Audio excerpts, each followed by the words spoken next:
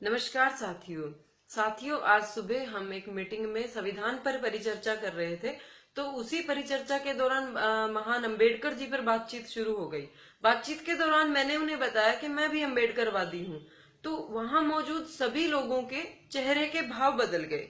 उन्होंने किसी ने मेरे से पूछा कि मैडम आप एससी कैटेगरी से हैं? मैंने कहा नहीं, बीसी कैटेगरी से हूँ। तो कहने लगे फिर अंबेडकरवादी कैसे? मैंने कहा यही विडंबना है कि जब हम अंबेडकर जी की बात करते हैं तो हमें एक दायरे तक सीमित कर दिया जाता है कि हम एक जातिगत नजरिए से देखने लग जाते हैं कि सिर्फ अंबेडकर जी तो एससी कैटेगरी से हैं। लेकिन ऐसा नहीं है। यही बात मैं आज करने के लिए आप सबके समक्ष हूँ कि नारी उत्थान पर जो काम सबसे ज्यादा काम किया है वो महान अंबेडकर जी ने किया है। महिला भारतीय समाज में दलित की तरह ही देखी जाती थी। उनकी दशा भी बिल्कुल वैसी ही थी जिनके जीवन में अधिकारों के कोई मायने नहीं थे और शिक्षा का तो अधिकार दूर दूर तक नहीं था। भले ही उनके माँ बाप सामर्थ्यवान हो और अच्छा पैसा रखते हुए भी उनको समाज ही इजाजत नहीं देता था कि वो किसी विद्यालय में अपनी बच्ची का दाखिला करवा सके।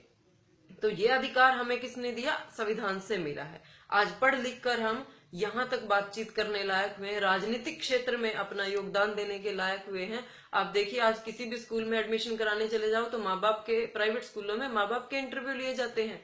आप बच्चे को भी सक्षम करने में आज माँ का बहुत बड़ा रोल है। अगर वो शिक्षित ना हो तो उनका अच्छे स्कूलों में उनके बच्चों का भी एडमिशन नहीं होता।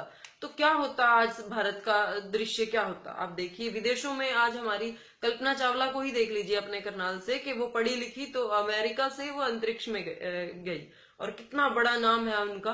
तो आप वहां तक की कीर्ति कैसे प्राप्त करते? आज आपका क्या स्थान होता जो आप विश्व गुरु की बात करते हो? और संविधान अगर महिला का उत्थान ना करता तो आज हमारा विश्व में क्या स्थान होता? भारत की आधी जनसंख्या तो निरक्षर रह जाती। निरक्षरता से बड़ा कौन सा अंधकार है? सबसे बड़ा अंधकार तो यही है जो सारी योग्यताओं को लील लेता है। तो मैं ये कहना चाहती हूँ कि अपने जो महापुरुष हुए हमारे, उनके योगदान को जातिगत मत कीजिएगा और उनकी मतलब जो उनका कीर्ति है, उनका योगदान है, वो सीमित नहीं रहा किसी एक वर्ग के लिए। उनका सभी वर्गों पर बहुत बड़ा कर्ज है। महिला को देख लीजिए आप, आज संविधान को ताक पे रख के महिला का मंदिर में जाना भी वर्जित कर दिया। सबरीमाला का आजकल आप जिक्र सुन ही रहे होंगे।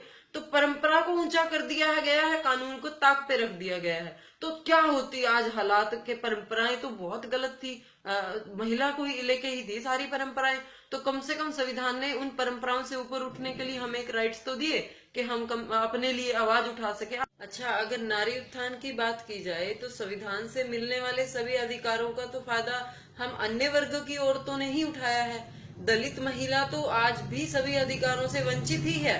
कानूनी अधिकार ले लीजिए, शिक्षा का अधिकार ले लीजिए, वो तो इन क्षेत्रों में कहीं आगे हैं ही नहीं। और जो अचीवर्स हैं महिलाएं, जैसे इंदिरा गांधी लगा लीजिए या कल्पना चावला लगा लीजिए, या आज बहुत बड़ी बड़ी कंपनियों की सीईओ जो औरतें बन चुकी हैं, वो कोई दलित महिला नहीं है। बड़ा दुख होता है ये सुनकर जब लोग कहते हैं कि बाबा साहब तो दलित थे, एससी थे, बस एससी नेता थे। लेकिन जो उन्होंने किया, जो उन्होंने महिलाओं के लिए किया या समाज के लिए किया, उसका सारा बेनिफिट्स तो बाकी सभी उठा रहे हैं और उनका वर्ग तो आज भी वहीं का वहीं खड़ा है।